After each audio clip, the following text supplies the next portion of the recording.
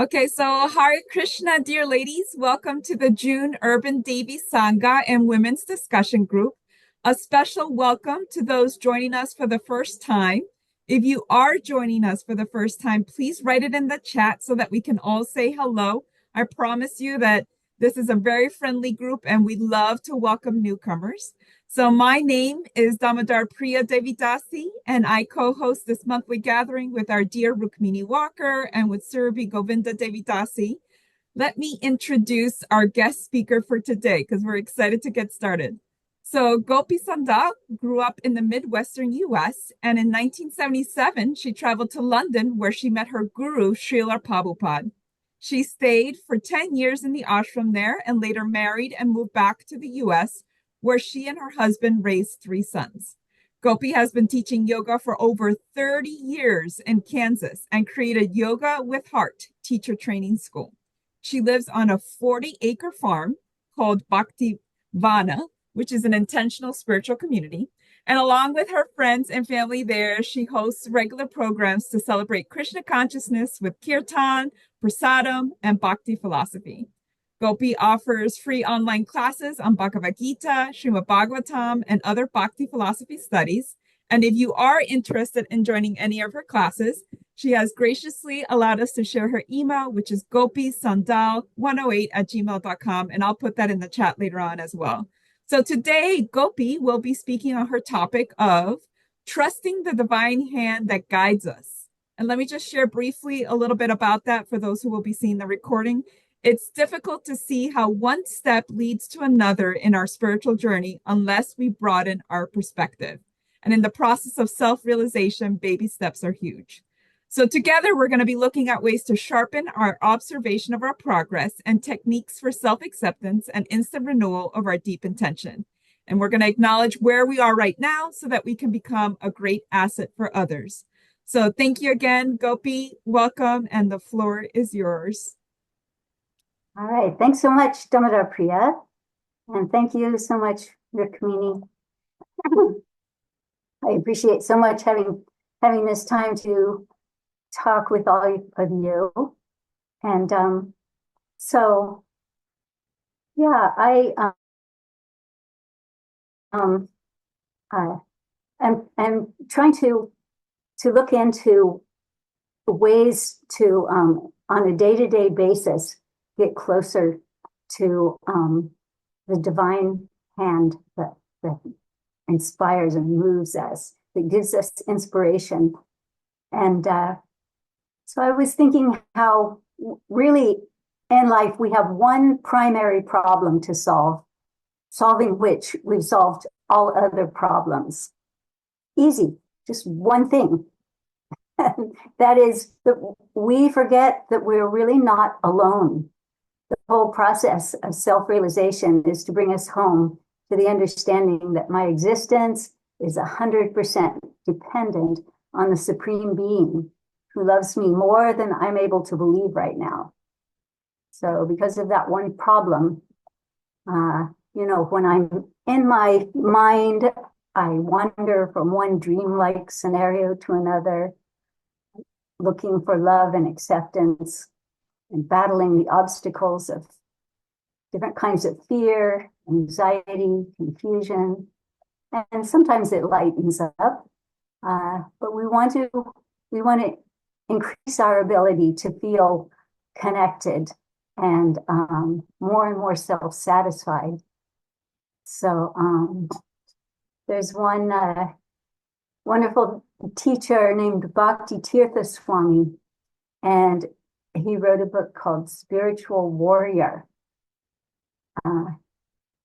And he said, wisdom means that you go beyond the mundane and material into deep consciousness to open the heart.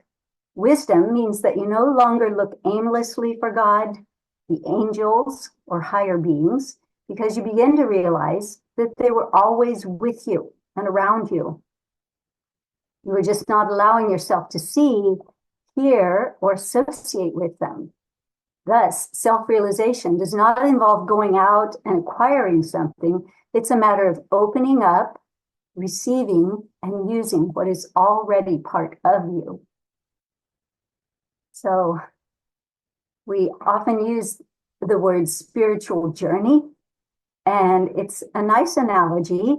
The feeling that I'm moving through time actually works pretty well.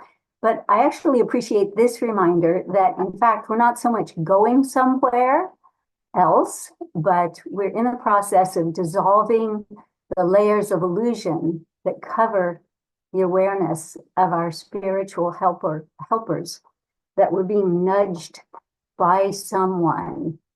And so there's only a thin veil that prevents us from seeing that God, or Krishna, is always right here with us, closer than our own breath. So we're not so much acquiring something, but rather we're softening into deeper realization that God loves us, the soul, and has always loved us, and will never stop loving us. So let's reflect on the history of how we've arrived at whatever level of spiritual consciousness we are experiencing presently. And we might see a pattern. We've been given hints at every stage to help us progress. So where did the hints come from? Why did we hear the right thing at the right time, just when we were ready to digest it? Why did we meet that person who helped us understand, or go to the place where we could have the experience that would change us? By practicing knowledge of the, like recognizing the super soul's guidance more often. So the super soul, is that aspect of God who is residing with us always, right there in our own heart. So by acknowledging the super soul, we experience more and more serendipity in our lives. And I looked up that word, that serendipity is defined as unplanned fortunate discovery. So if you listen to stories of spiritual seekers who have found the path of bhakti, they're often full of these kinds of discoveries. And I was reflecting that for myself. For instance, I remember that I saw a book in my college days that had this incredible picture on the cover of millions of universes, like little bubbles pouring out of the body of Mahavishnu, who is this incarnation of the Supreme Being. And it kind of stunned my brain and woke up something in my soul, leaving me feeling bewitched. So later, I was traveling with a girlfriend in Europe, and we were given a record album on the streets of New York, and it was full of beautiful mantra music. And when I heard that music, it really moved something inside me that I didn't feel like I had experienced before in this lifetime, except maybe for the weird picture that I saw on the cover of that book. And then later we visited an ashram. And when my friend felt like maybe it was about time to leave, there was this picture of Krishna on the wall, and it fell off the wall and jumped right into my lap. And so I was like, or maybe I should, think about this. And so anyways, I ended up staying. So let's do some remembering of our own mystical journey. If you start by reflecting on your early life, and let yourself remember a time in, maybe even in your childhood, when you somehow ponder the mystery of the meaning of life. Like maybe you were looking at a flower or pondering the stars. Or I remember one time when I was quite young, I was dancing outside alone in nature. like out in the forest. And I just had this thought, I wonder if God is watching me. I wonder if there is someone like, anyways, if you could just take a moment now to kind of let yourself settle in your chair or your seat and relax. So relax your legs and your feet and just let the weight of your body settle down through your seat and relax your shoulders. Let your arms hang loosely and just go ahead and close your eyes for a moment. Take a nice deep cleansing breath. Just feel the breath automatically moving in and out. And now let your mind journey back. See if you can recover a time when you were young, when you had some question. What is the meaning of my life? Or what is it? Was there a greater reality? So I'll just give you a moment to kind of let that surface.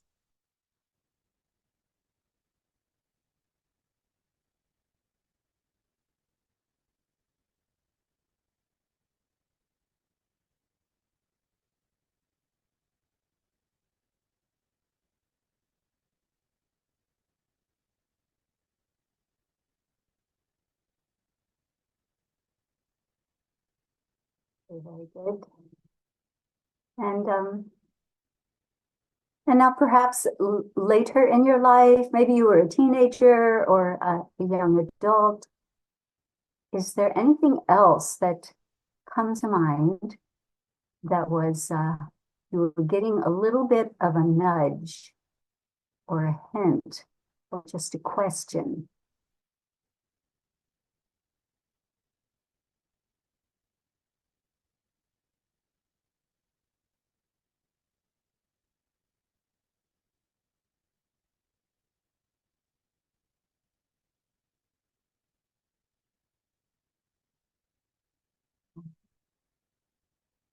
And now take another nice deep breath. Open your eyes.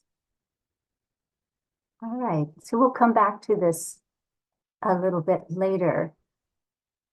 And so the Bhakti philosophy teaches us that the progress we attained in previous lives may continue unfolding at some point in the next lifetime. So it's that super soul, the Lord in the heart, who reminds us when we're ready to continue progressing. And Bhakti Tirtha Swami mentioned angels, so perhaps guides who care about us, who may not be visible to us, who can assist in these revelations. Saints who have such deep compassion. So, and children in their mystical moments, they may wonder if there could be a divine plan for them. We want to feel, special in some way or loved. And, we may, for some reason, not feel so worthy. And if that's true, then it could bring a kind of grief or cognitive dissonance or but the Bhakti teachers tell us that because the Supreme Being is so special, that he loves us no matter what. The only problem is that we forget that he's present with us at every moment and is completely capable of unconditional love. So, is that miraculous process of shifting toward higher consciousness still available to us every day? Yes. So at each moment, we have to choose where we focus our awareness. And usually we're just being swept along by the influence of the modes of passion or ignorance. So in yoga philosophy, they talk about Rajas and Tamas, these influences, energetic influences that may either keep us feeling very busy, trying to accomplish things, or we may just be overcome with lethargy that kind of numbs us down. So another option is acknowledging that I'm under the influence of these old mental patterns, but I choose to shift. And of course, a beautiful, perfect way of shifting is to practice chanting or singing the sound vibrations of the holy names of God. So that brings perfection, especially, as it becomes not just lip deep, but heart deep. So even if I'm doing that kind of practice, spiritual practice, I may sometimes just feel like a robot. And so the bhakti part is that I want to go beyond just some kind of dry ritual and add the magic ingredient of love. So that robot thing, that can happen throughout the day while I'm just doing laundry and washing the dishes. And so we want to be doing bhakti yoga, but is cleaning my house bhakti yoga? So it can be, depending on our intention. And one way to shift our consciousness is to pause and say, my dear Lord, even though I'm only cleaning the house, I remember that ultimately it's your house. And in my heart of hearts, I am yours. Please let me love you. Or perhaps we become slack in our good habits or have bad habits, that things that are kind of keeping us away from the bliss of spiritual practice. So remember how Pinocchio really wanted Jiminy Cricket to just go away. So he's kind of like a symbol of that, inner guide. So if we even practice in the midst of a not so conducive to spiritual life practices, that kind of behavior, and say, even though this is where I'm at today, this is what I'm like today, I know that you see everything and still love me anyway. In my heart of hearts, I'm yours. Please bring me to love. So, and it might not help us so much to just stay on the level of shame that, oh, I'm not doing everything, I'm not perfect. And really, we're not being asked to be perfect. God is perfect, but I'm in process, a work in process. So, it might even keep us stuck to dwell on the idea of guilt or shame. But the thing is to realize that these patterns of behavior are not me, actually. They are patterns of behavior. And they're keeping me, the soul, from living in constant love and contentment. So I have some tools. We have ways of clearing all this. So those kind of processes shift our focus away from identifying with the conditioned self to experiencing ourselves as the actual soul, the witness of my life, the one who's inside my body, seeing through my eyes, hearing through my ears. If we know that this supreme being is absolutely omnipotent and omniscient and omnipresent and all loving, totally capable of loving us, the soul, without judgment. So these spiritual habits, they're quite simple, but they can create a powerful shift. And we see that even like the media, there's all kinds of propaganda used to subliminally train the public to follow certain behaviors. And they nudge our ideas into our mind until practically we're hypnotized, right? All kinds of advertising, it's subliminal. So we can use these kind of small suggestions, consistently feed our heart and mind with them to create change for actual good. So it's often we find that, you know, when we have the greatest difficulties in life, that we can use them to help us.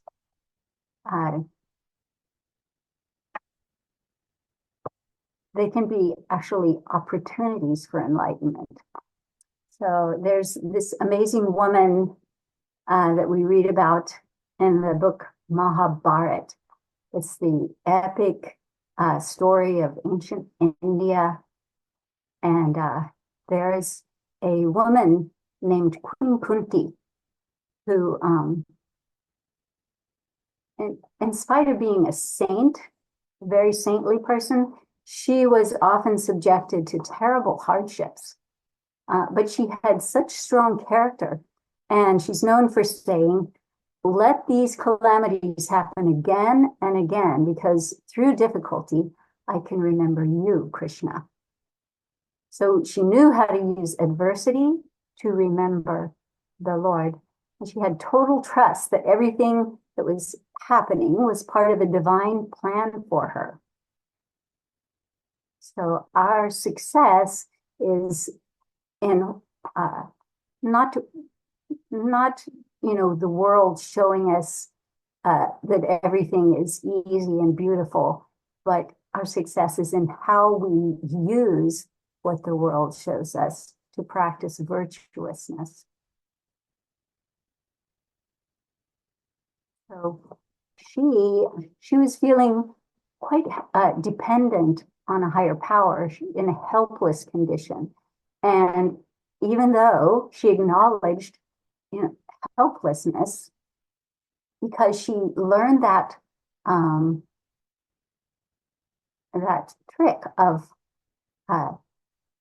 calling out to the Lord for help, then it had the effect of giving her the intelligence to unlock the answers that she needed. So same thing goes for us. If we like call out with that kind of helplessness, then it pulls grace to us. So in this consciousness, we discover that everything in my life has actually been perfectly orchestrated to bring me to a higher consciousness. It's like we have a personal trainer who's giving us the strength to live in love and to discover that I'm not a victim. I don't need to blame the world. I just need to find the thread that connects me to reality, the beautiful. I'm a pure spiritual being with a strong connection to the source of existence.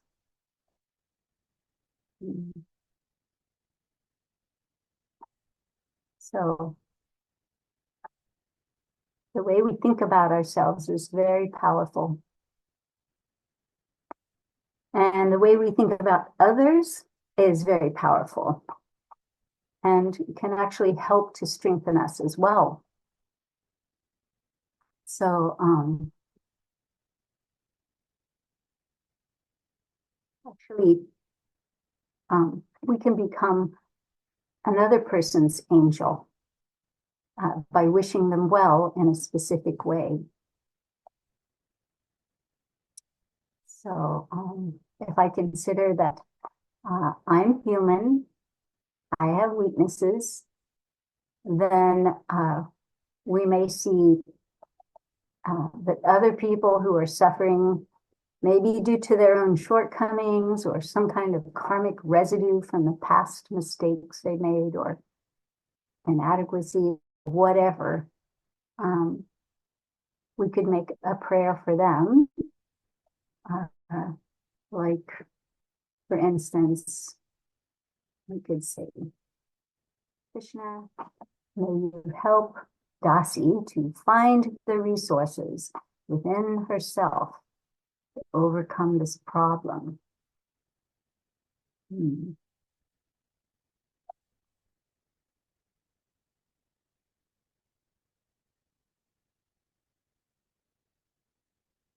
So really, let's just take a moment now to do this. So again, you can relax your body. Close your eyes. Take a nice deep breath. And now bring to mind someone who is struggling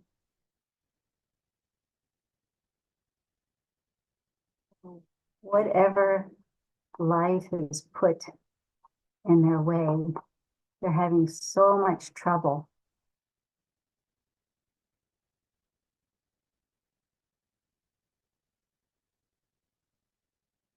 So by having some empathy, we can understand what that feels like.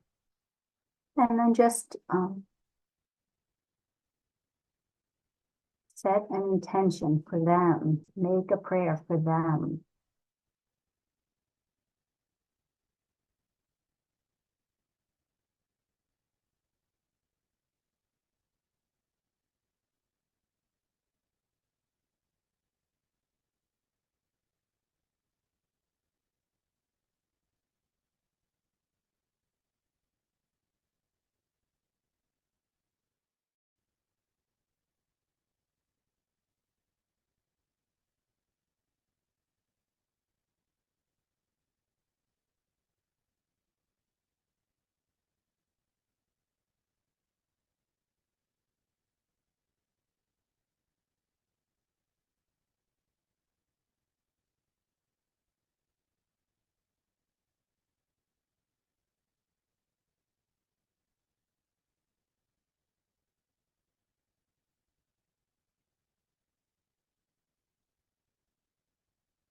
All right.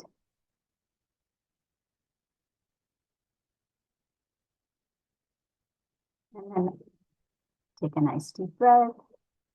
Open your eyes. And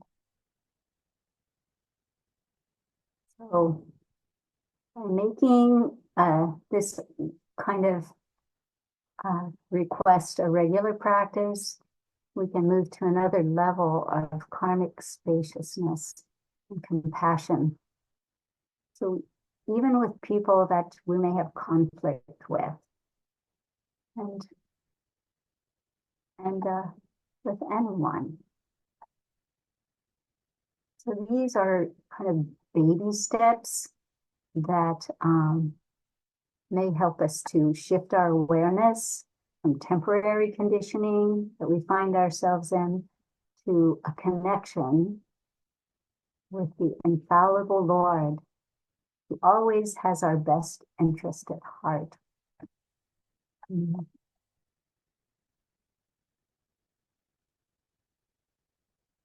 And there's a practice that maybe some of you are familiar with, that is called the emotional freedom technique, or tapping. And it is a way to kind of connect your intentions and your emotions with your physical body by tapping different like doorways to meridians in your body. And in that practice, it's, for instance, starting by tapping a meridian on the little finger side of your hand, like that. And while you go through different points of the body, and when you do the tapping, you say to yourself, even though I'm experiencing this pain or this fear or this confusion or this stress or anxiety, whatever it is, even though I'm experiencing this, I deeply and profoundly love and accept myself. And, for our devotional practice, we can add, I deeply and profoundly love and accept myself because I know that the Supreme Being does. So even though we may have a little bit of trouble finding that self-love and acceptance,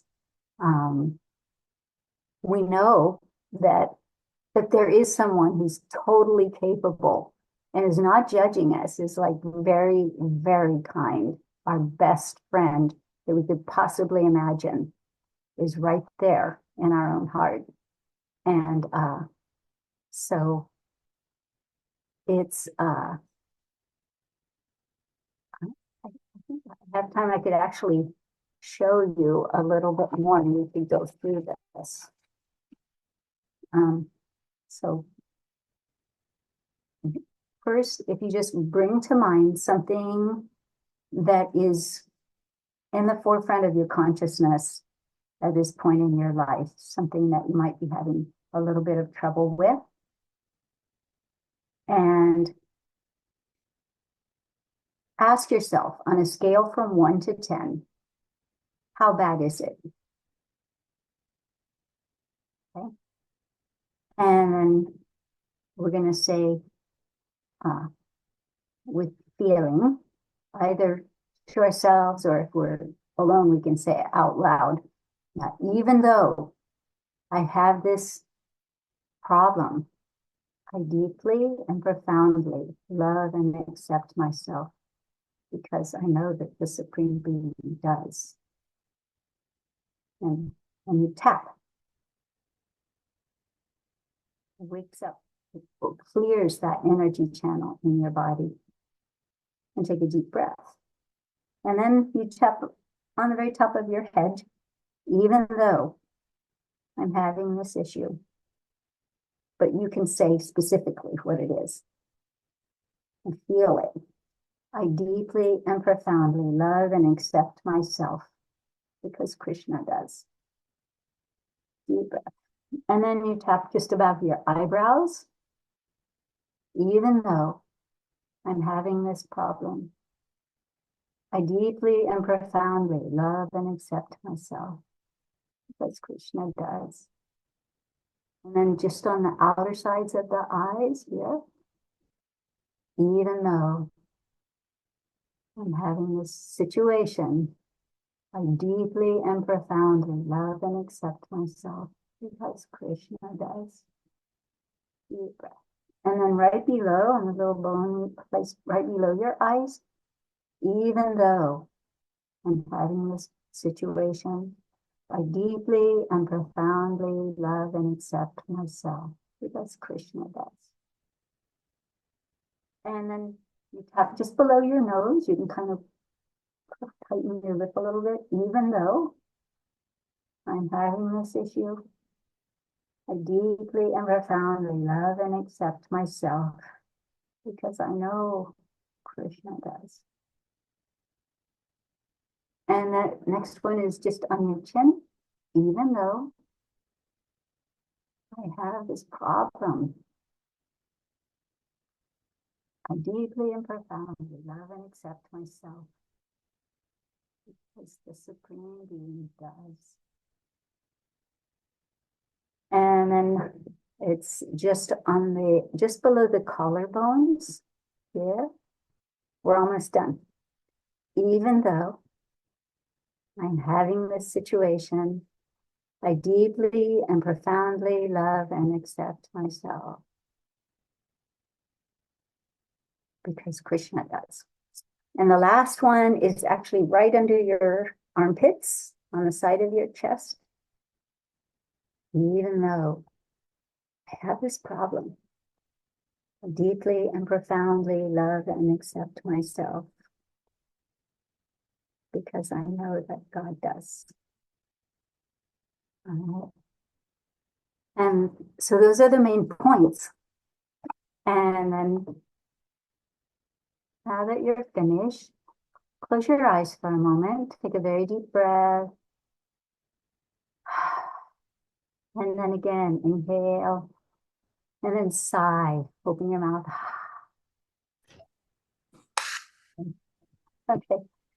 And ask yourself, on a scale from 1 to 10, how bad is it now? How bad do I feel about it? How intense is this? Mm-hmm.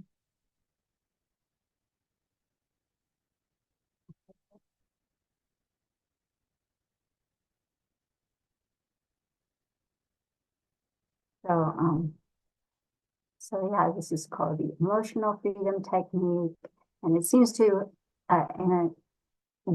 it has been like examined, scientifically. They're right now doing tests to try to figure out why does this work so well. Something about how it helps to activate connect the body and the emotions with your feelings, with your intentions. And so that's kind of what I'm trying to understand how to practice is how on a daily basis I can remember that God has got me. I'm okay. Everything's actually going according to plan.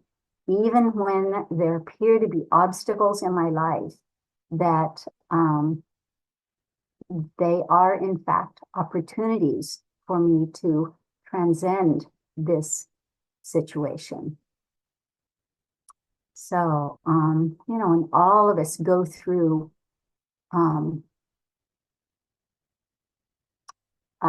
trouble. We have this feeling that if I just get this new situation in place, if I just get into the relationship I want, if I just get out of this relationship that I don't want, if I just make this adjustment in my life, then things will get better. Things will be all right. But we find that there's always a new thing, isn't it? There's always, because we're in the material world and we are burning off some reactions to past karmas, but that doesn't have to continue forever. This practice of chanting of the Lord's names, this beautiful, pure sound vibration of the holy names of God,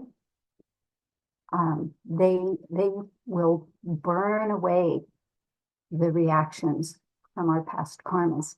In the meantime, we're trying to gain some confidence that it's okay, that I'm just going through this. It's not who I am. I'm not my problems. I'm not my weaknesses. I'm not my mistakes.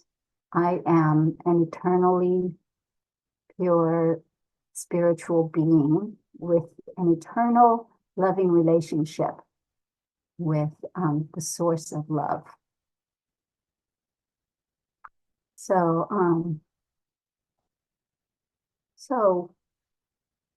we talked about so far noticing and acknowledging that we have spiritual guidance that is always close and immediate. So it may be hard for us to recognize it sometimes. And we're very lucky to have even externally, like people that are helping us, like Rukmini, and so many kind spiritual guides. But we also have this internal guide who is bringing us into those situations to be with those people. And even when they're not available, or when we are in a situation where we're alone, we can tap into that golden resource. So, and we talked about paying attention to synchronicities in our lives. So noticing when something, a desire might be fulfilled. And then we talked about remembering that God actually always loves us and accepts us.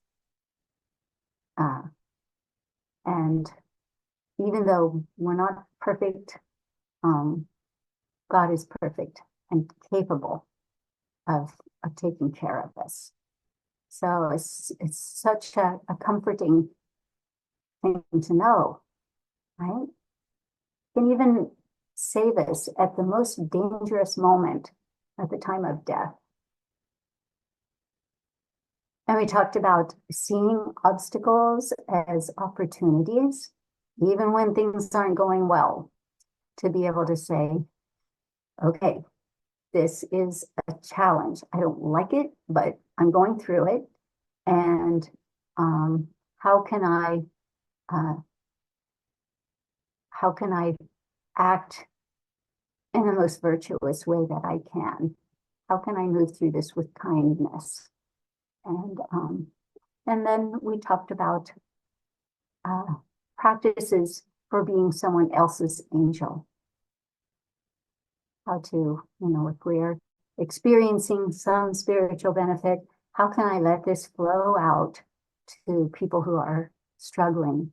And those are often the people who are closest to us.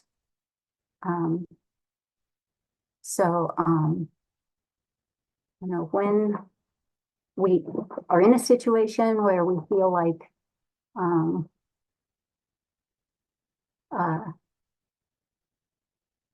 someone is maybe even like throwing black balls of anger at us. We may not understand why, but if we do this practice of throwing white balls of love back at them, wishing them the best, wishing them well, then it helps to heal us as well. And so our relationships are such a big part of our progressing through life, right? We have to get it right. We have to come to a point of loving everyone unconditionally, like God does. And that's kind of, it's a natural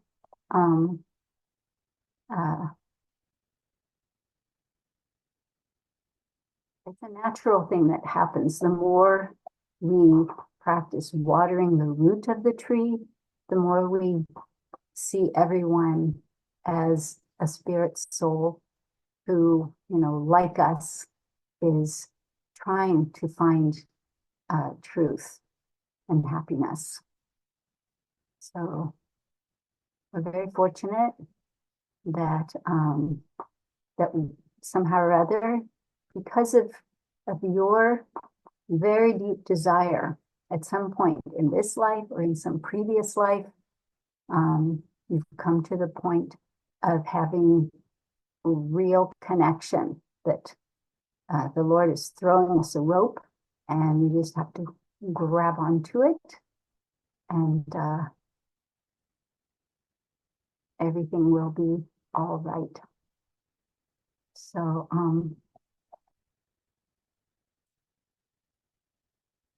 I think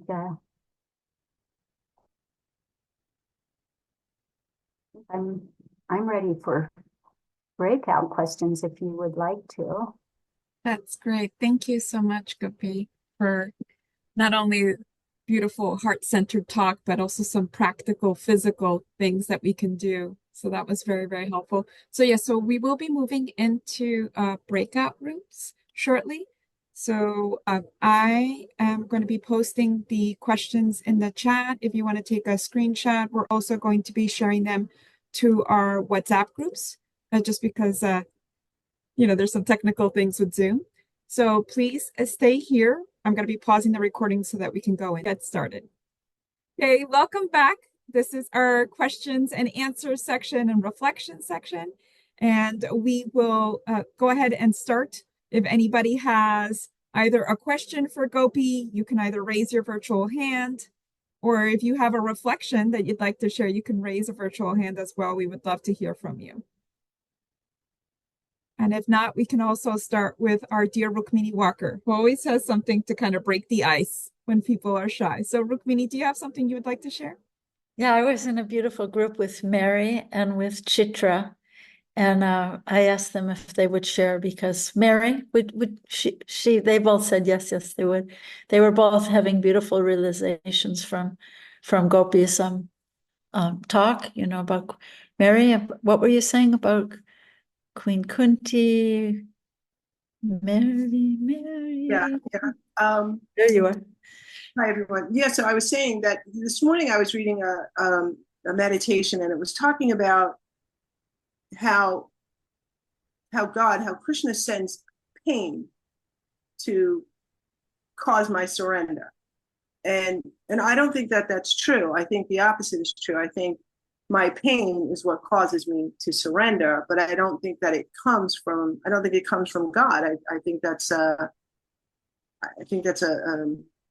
backward idea of God, right? If God loves me, he's not going to punish me. And you talked about that Gopi, and you talked about the experience of Queen Kunti using hardship as an opportunity to grow closer to Krishna. And I was sharing just that.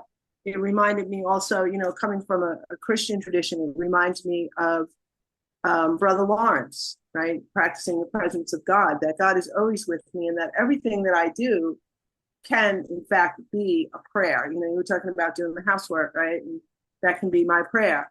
But I was sharing like my own struggle with, because I think the second part, we only got to the first question. The second part was, do I view it differently? And I view it very differently. I had some struggles with addiction, and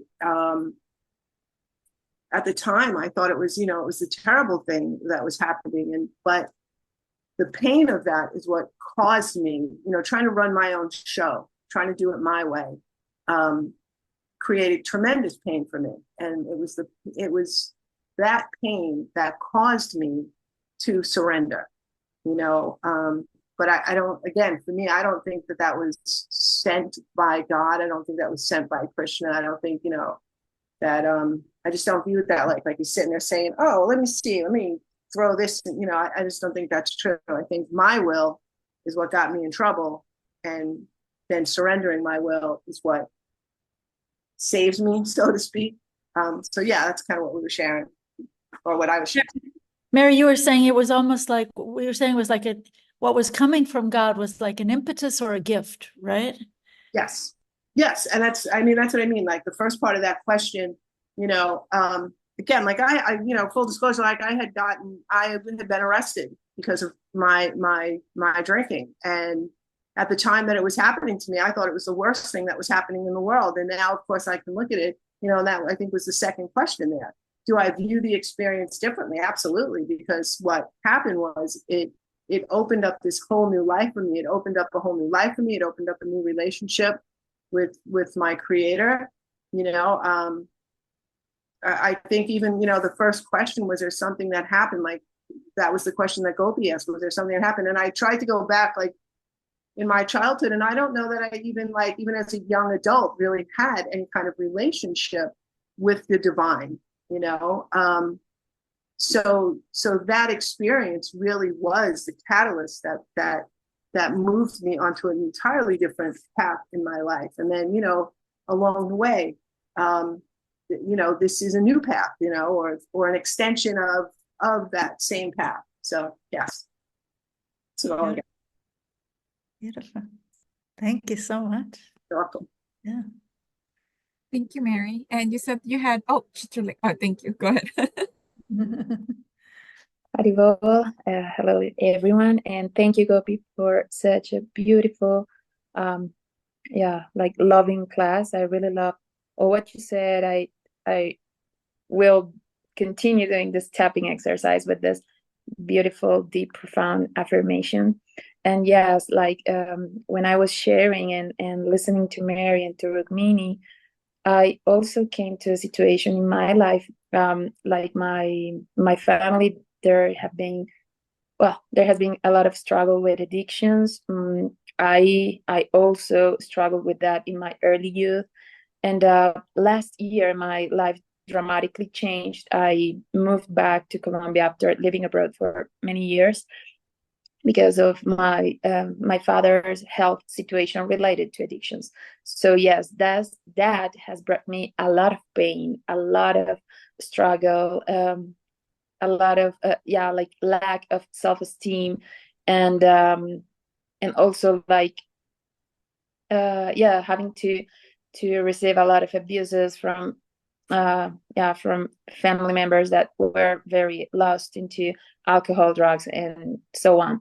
So yes, I came to a place last year. When I came here, my father was almost dead, and I was going through so much pain. But I recall that before that, I was praying so hard to Krishna, like, how can I serve? How can I serve? How can I serve? So he brought me here. My father could actually survive and move on. And now it has taken some time, because all past year I was basically taking care of him. But now I see that this is all an opportunity for me to actually help.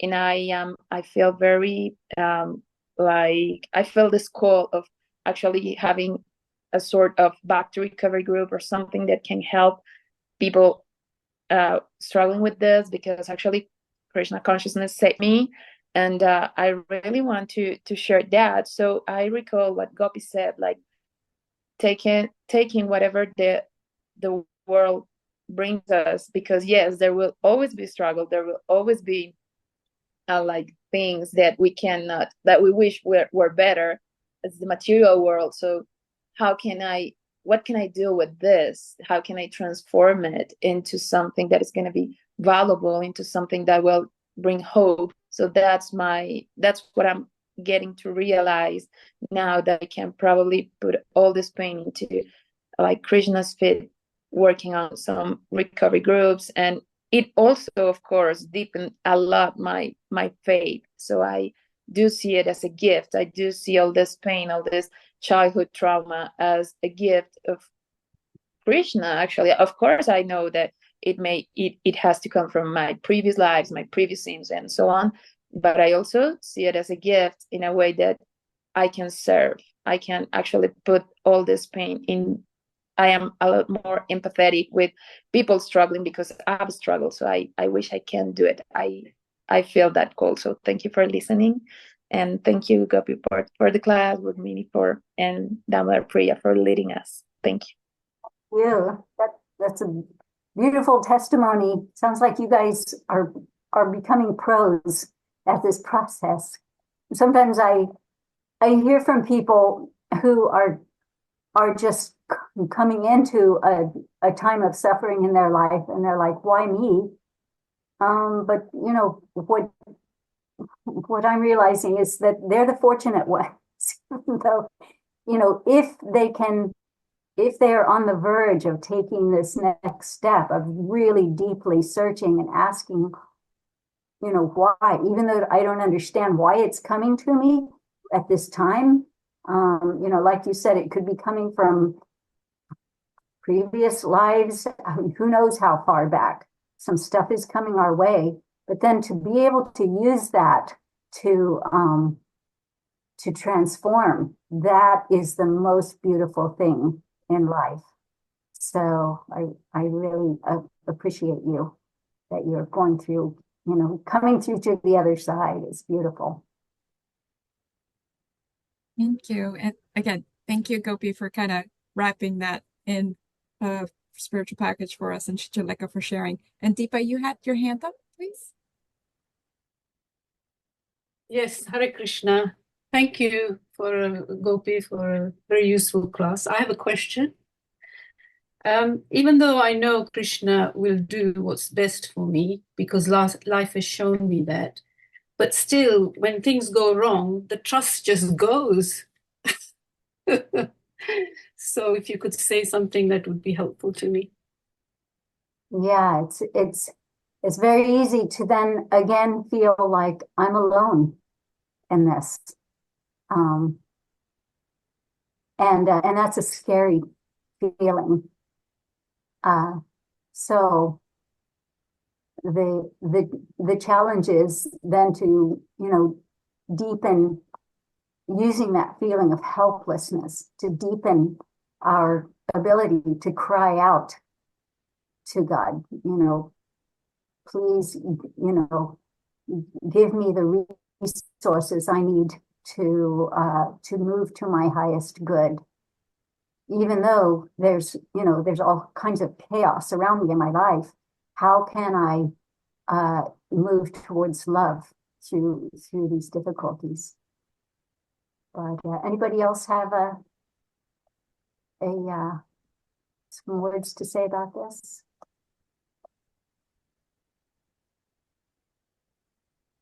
I think you've kind of hit the nail on the head. So we're all left like, yeah, that's perfect. Deepa, does that help, or do you have any further Yes, follow-up? thank you. Great, thank you so much. Sorry, yeah. Please. I'm sorry, who's speaking?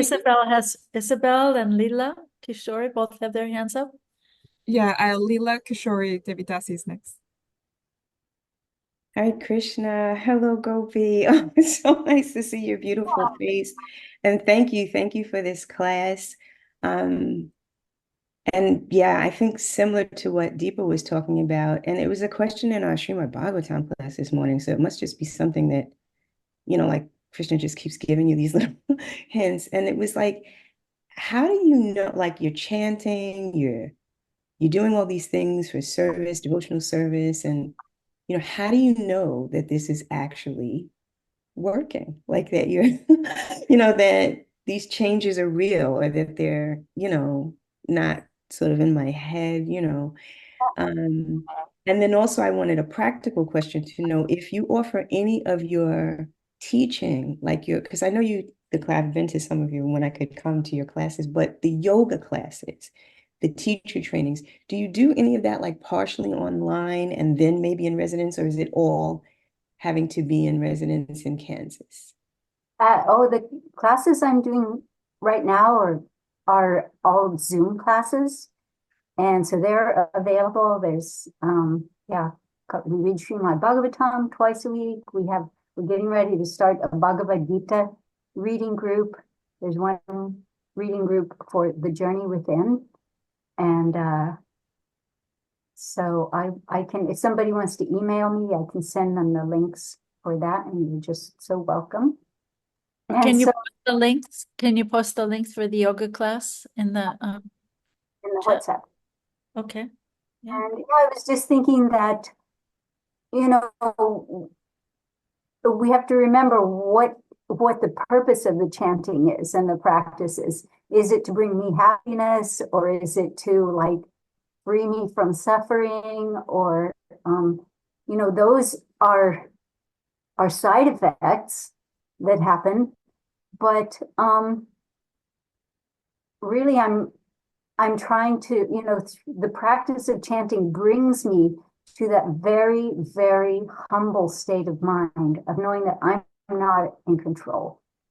And I don't know, what is coming to me. I don't know why the things that have happened have come. It's all like a mystery of the material nature. But there's one shelter that I always have that is deep and strong and forever. And that is my relationship with Krishna. And so the chanting is only going to strengthen that more and more, so that through the process, I'm going to feel less of that anxiety about, there are no material impediments to that experience. So, but, it's going to gradually help me more and more to transcend all of that, and to relate to myself as an eternal spiritual being, an eternal loving, entity. So we can have faith that works, because we actually have examples of people who are experiencing that, and they're tapping in to the bliss that it brings and the love that they feel, even though they may not have like stain-free lives as far as pain-free lives, that is. They may be going through so many difficulties. Thank you, Gopi. Thank you so much for the question. Sure, Leela. And next we have Isabel, please. You're patiently waiting with your hand up. Hare Krishna. Thank you, Gopi, for this wonderful class. And thank you, Rukmini, for, just being you. Actually, this poem by Rumi, The Guest House, was just going through my mind. And this poem was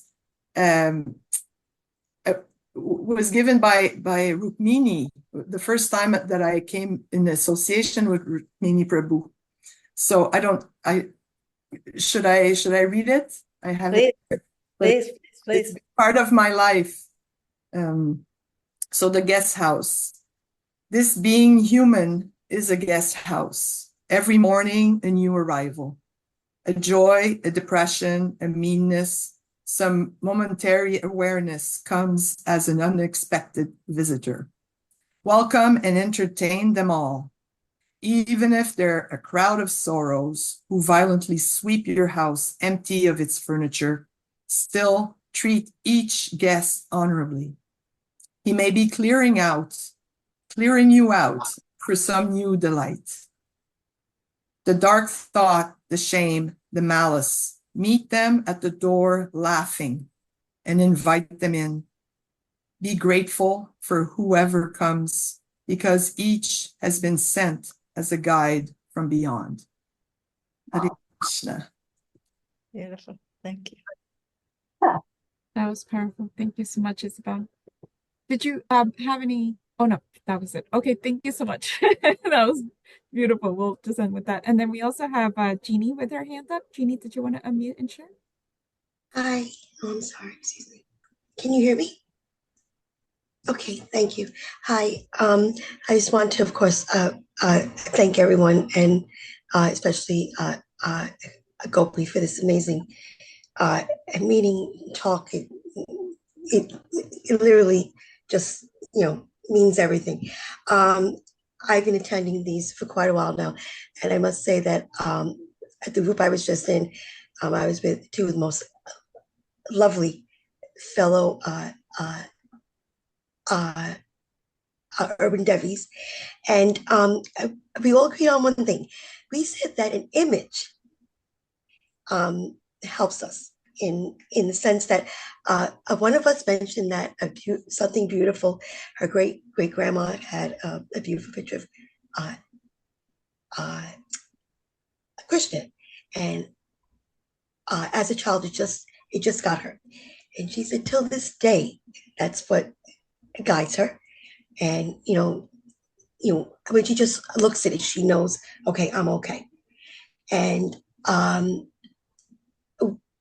we all related to that.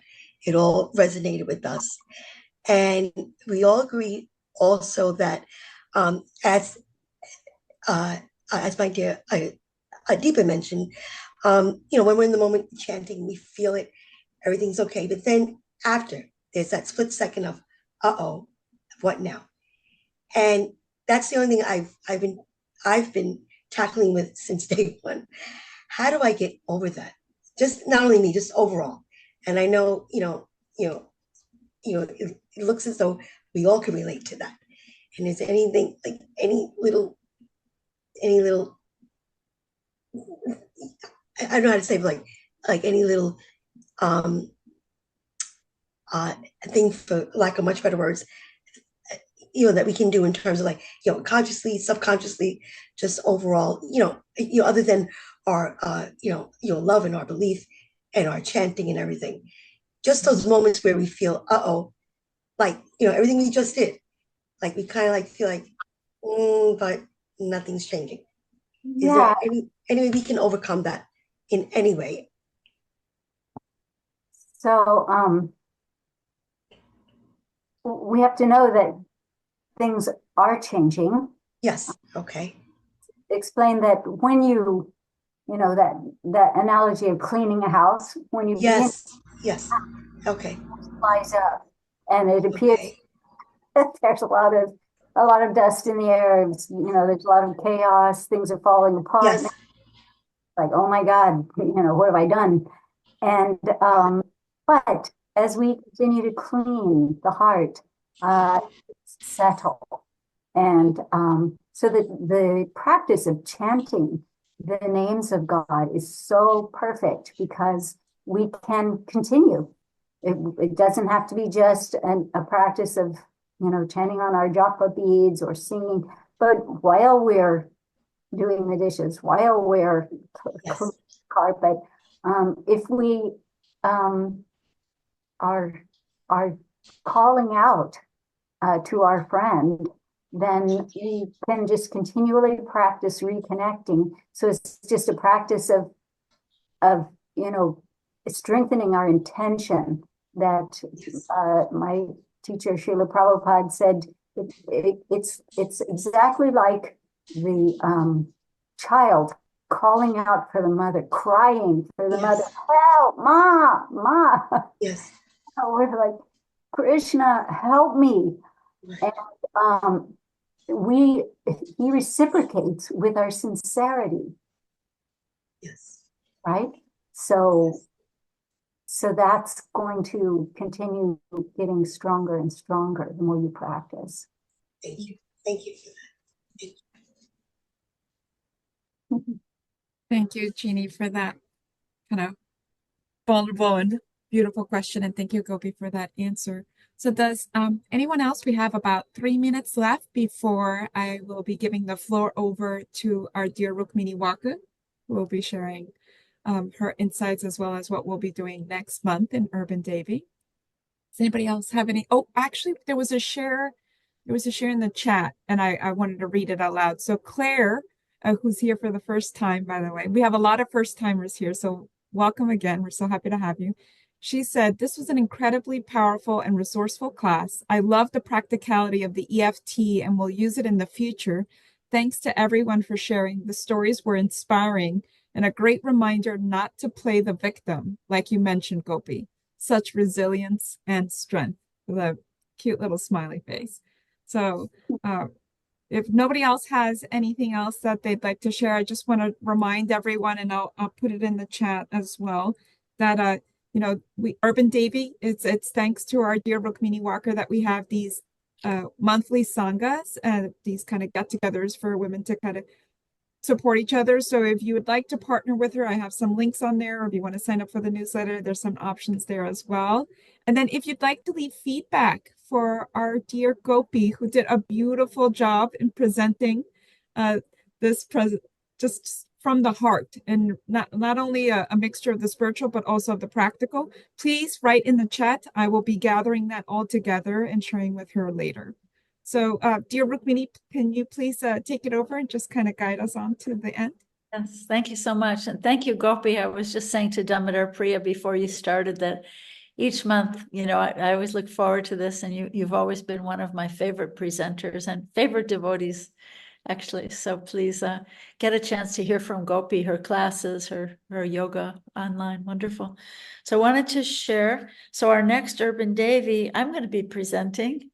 I got inducted, and it's going to be July 21st. If you want to put on your calendar, same time, but on July 21st, it's a Sunday also.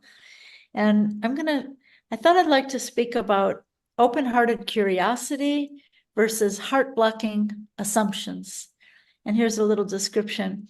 Sometimes we hear that when we speak, we're only repeating something we already know or think we know, but when we listen, we have the chance to learn something new. Often our ear holes and our hearts are blocked from hearing due to assumptions we've made about the other person or what we think about them. So how can we hear with more innocence like a child with an open-hearted curiosity? And how can we avoid falling into the dangerous pitfalls of making assumptions? Because sometimes it's said that by people who work in conflict resolution, that the biggest problem in conflicts is when we make assumptions. So that's what I thought I'd like to speak about. I also wanted to share with you, and Damodar Priya, maybe you can put the link in the chat if you can find it. There's going to be a women's retreat in Washington, D.C. in October, and the dates are October 24th to the 27th. And it's called The Wounded Healer.